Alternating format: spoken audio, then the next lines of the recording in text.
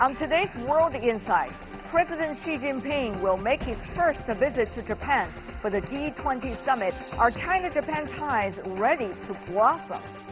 And the upcoming summer Davos, it will focus on the globalization 4.0. I'll find out if technology will be an agent for unity or division.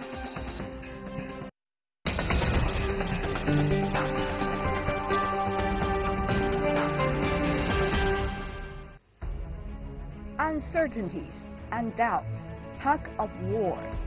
Can the world still come to a consensus and eventually agree on a roadmap? All eyes are on the G20 summit. Will it bring more hope or more uncertainty? I will be there, taking you up close with the epicenter of global powers, Making Sense, World Insight Special at the G20 Summit in Osaka, Japan on CGTN. Hello and welcome to World Insight with me, Tian Wei. The program is coming to you on CGTN. We begin today's show with China-Japan ties. Chinese President Xi Jinping will travel to Japan on Thursday for the G20 summit. How will this visit impact the direction of the ties between the two? Take a look.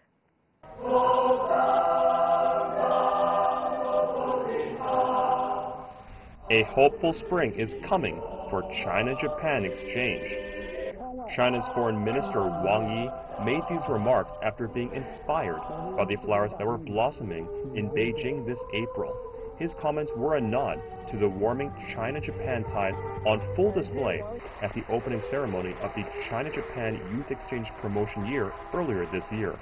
The Youth Friendship Enhancing Initiative was introduced as part of Chinese Premier Li Keqiang's visit to Japan last May, when Li declared that bilateral ties had finally gotten back on track after meeting with Prime Minister Shinzo Abe.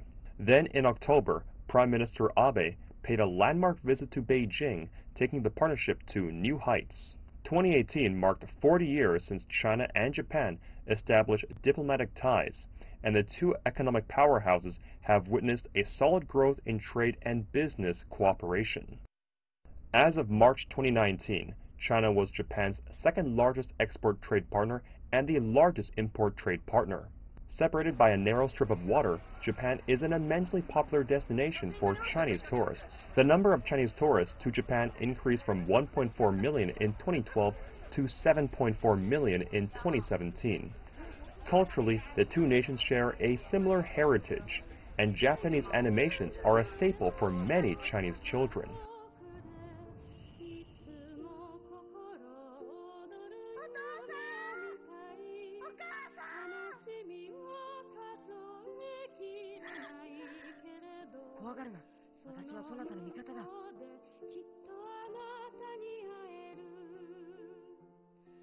While the two countries still have some historical scars and territorial issues to work out, both China and Japan agree that working together is the way forward.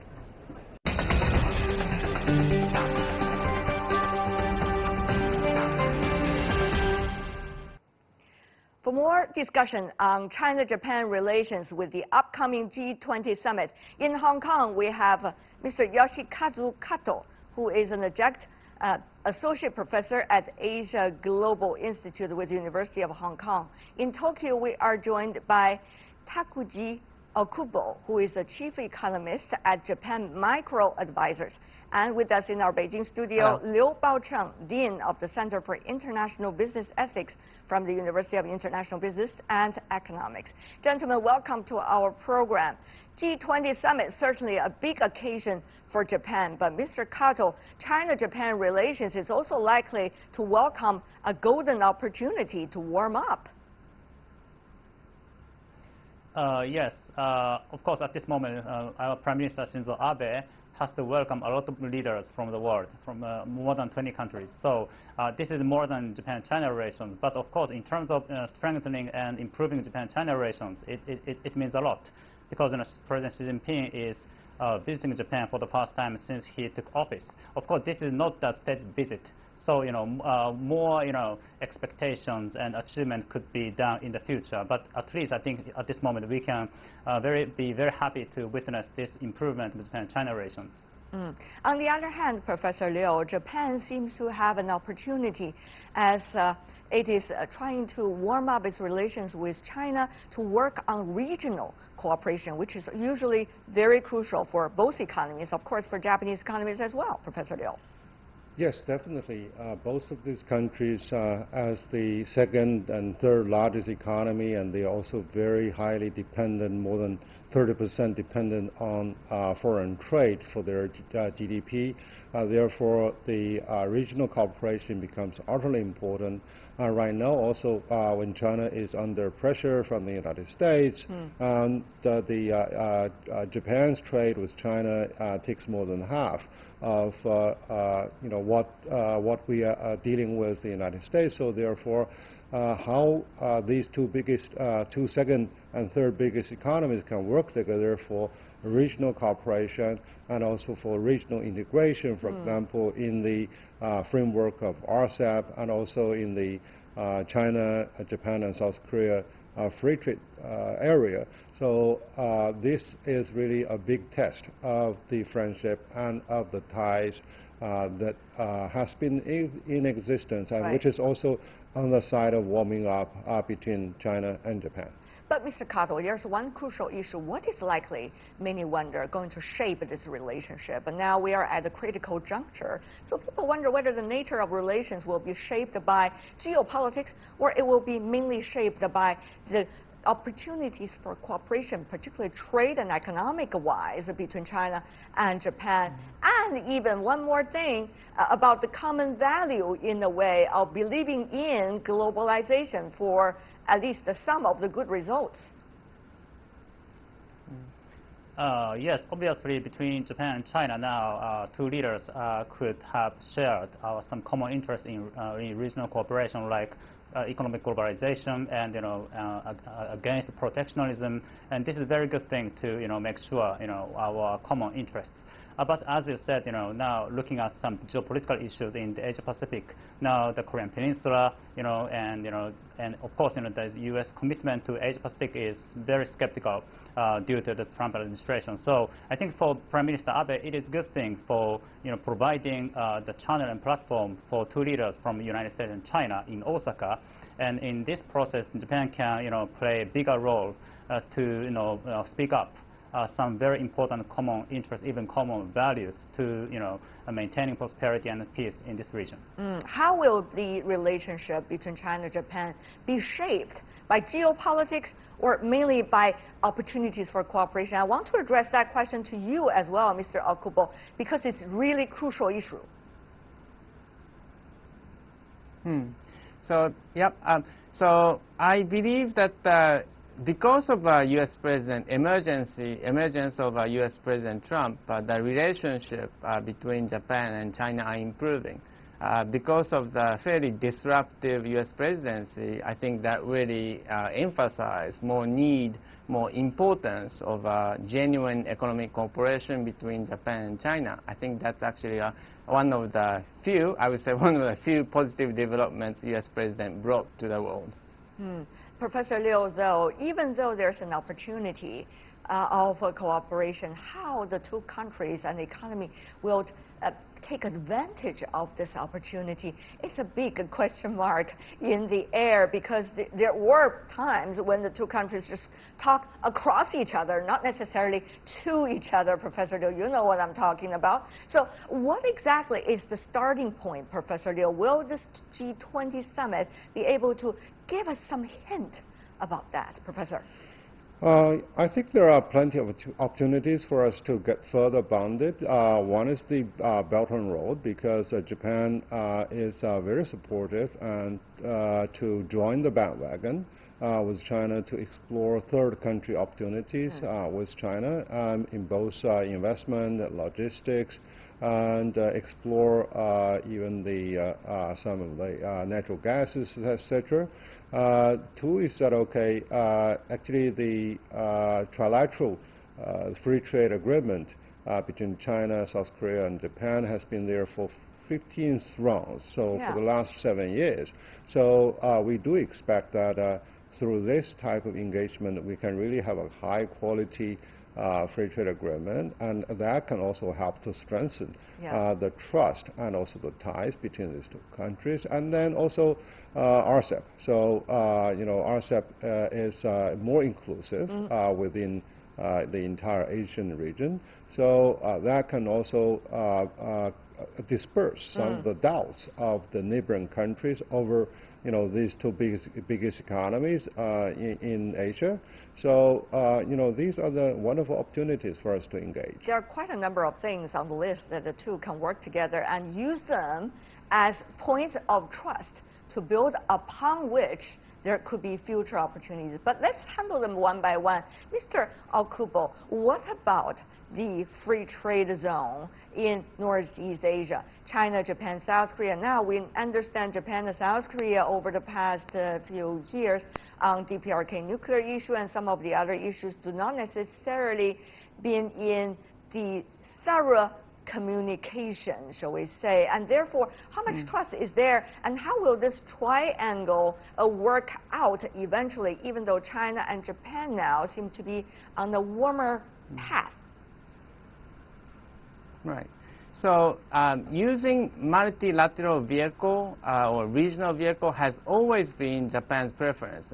Given the historic issue Japan had with many Asian countries, for Japan it's actually much safe to play with all Asians. So I think Asia Development Bank was one, RCEP was another, and for Japan at least TPP is also another. So I think Japan can be fully committed if China is willing to use more multilateral international vehicle for the regional Asian-wide developments.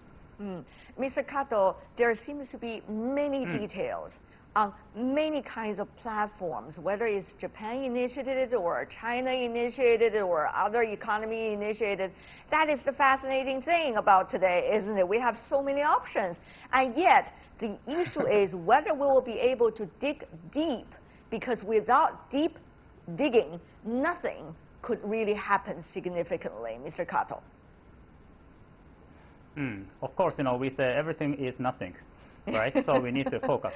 We need to prioritize, our based on different interests. But I Yes, just agree with Mr. Okubo said.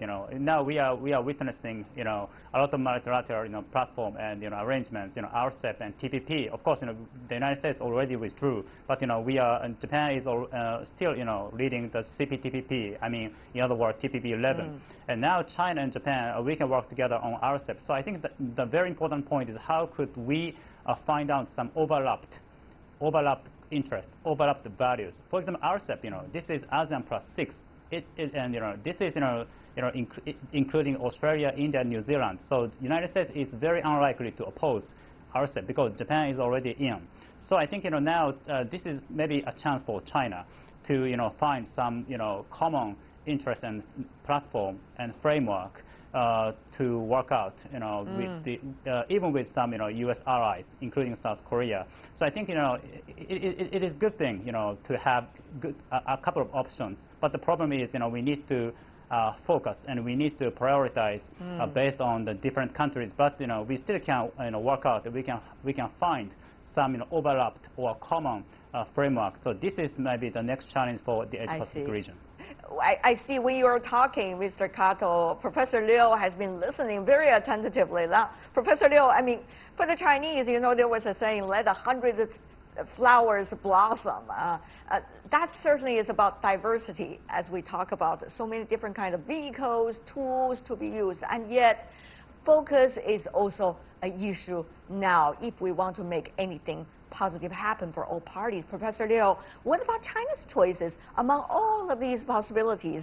What is likely to be the one that China is likely to work on besides the Belt and Road Initiative? And is there momentum to push that?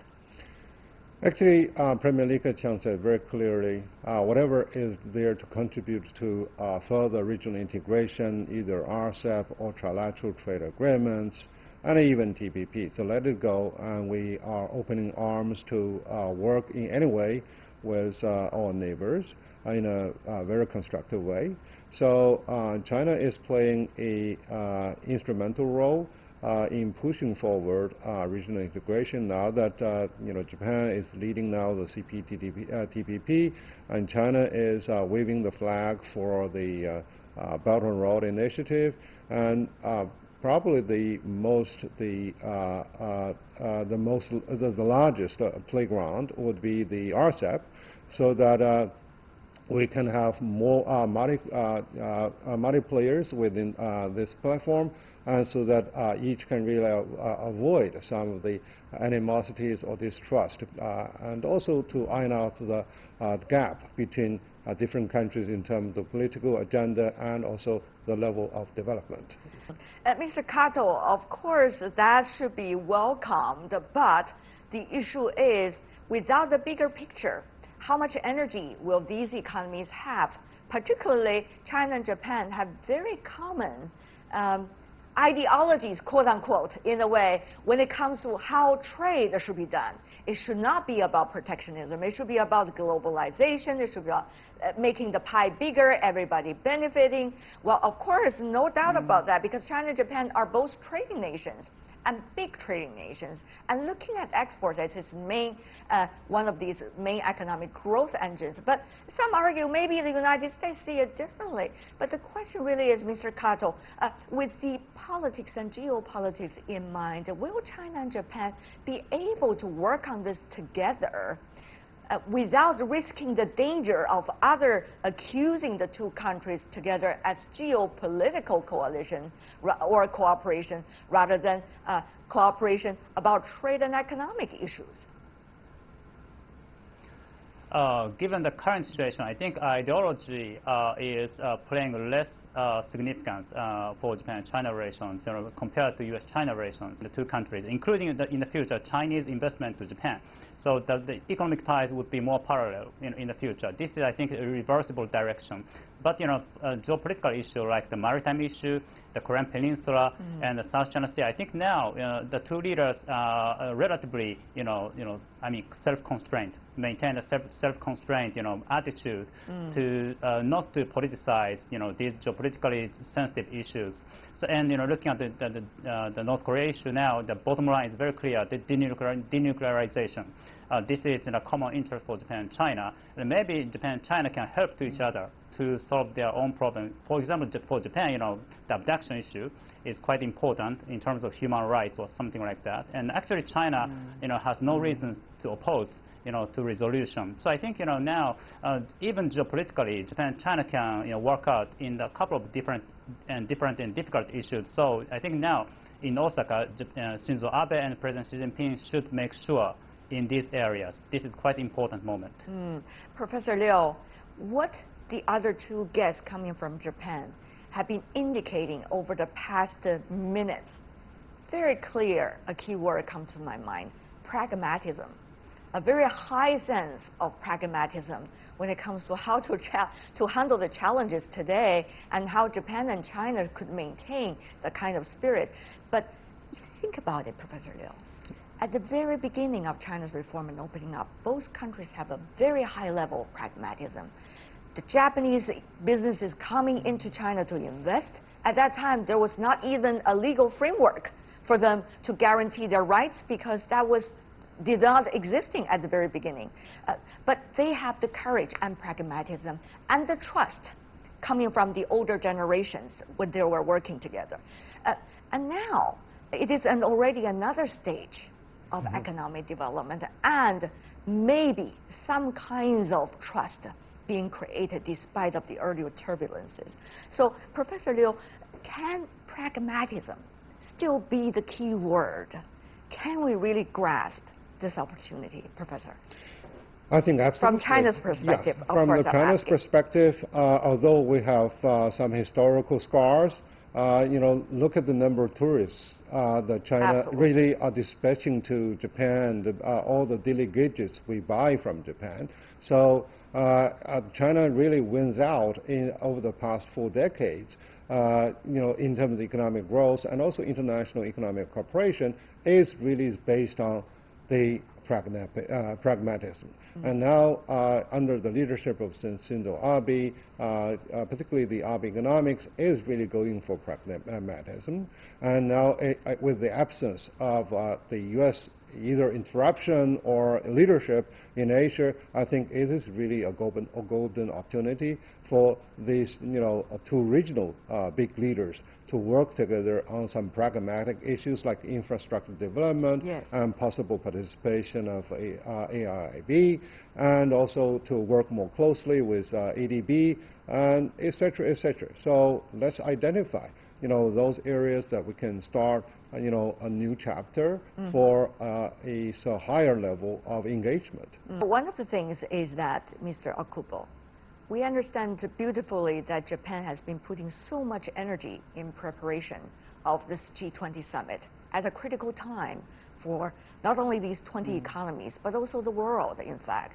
But to what extent Japan will be able to reach out to its partners within the G20 economies and work at different ways to bring out the real result, if we want to have any, at the end of the 3-day discussion. Many argue this is very crucial because it's going to set a stage for the next round of global discussion, in fact. So, Mr. Okubo, what extent can Japan reach out to China, others, to be able to work out some kinds of encouraging results? Right. So I think Japan is, I would say, in a historically very unique position to be the intermediary between U.S. and other Asian countries. And Japan hasn't been playing this role for a while as an intermediator in Asia. So I think in the G20, if Prime Minister Abe can use his very positive relationship with U.S. President Trump in bridging the conflict between the other Asian countries, I think that would make a historic achievement for Prime Minister Abe. But of course, Mr. Kato, the agenda of President Trump could be very dramatic from time to time, and therefore having his ears for one day does not mean putting topics onto his agenda for the midterm. Of course, Japan has been, relatively embarrassed by the Mr. Trump's, behavior or comments on Twitter. So, of course, but it's important for Japan still to maintain, good personal relations and, security alliance. So this is, the most important top priority for Japan's diplomacy, always relevant.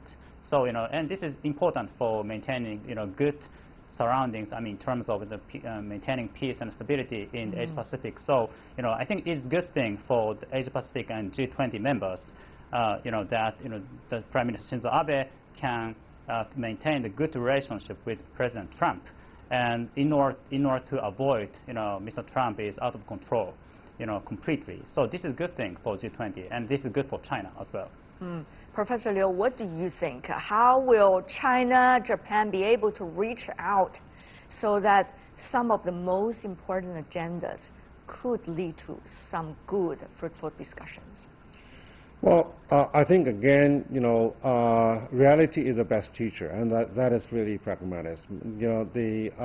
As the second and third largest economy, if they can really engage further, to play a more instrumental role in Asian economy, and that can be also a bargaining force for against the protectionism that is really waved by the United States, and they also set the stage or as a showcase for further regional integration, so that the entire globalization process will not be completely fragmented simply by the weird ideas from the White House.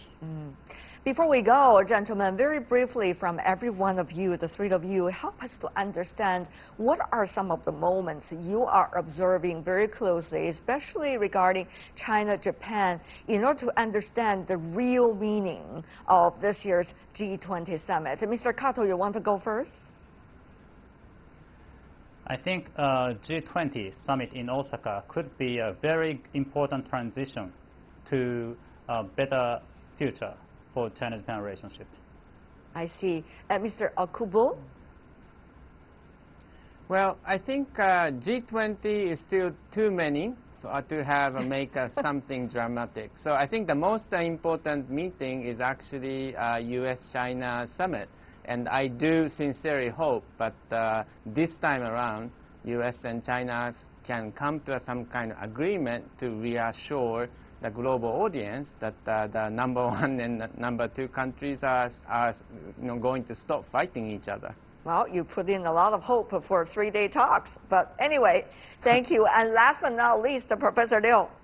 Yeah, for a 3-day summit, the agenda is very ambitious, but we do see that it may turn out to be a platform to create at least a credible agenda for big countries to move forward, and we really look forward to something, however small it is, something that is really concrete to be achieved. I see. Liu Baocheng, Takuji Okubo, Yoshikazu Kato. Thank you so much, gentlemen, from China and Japan, joining us for this round of discussion. Really appreciate it.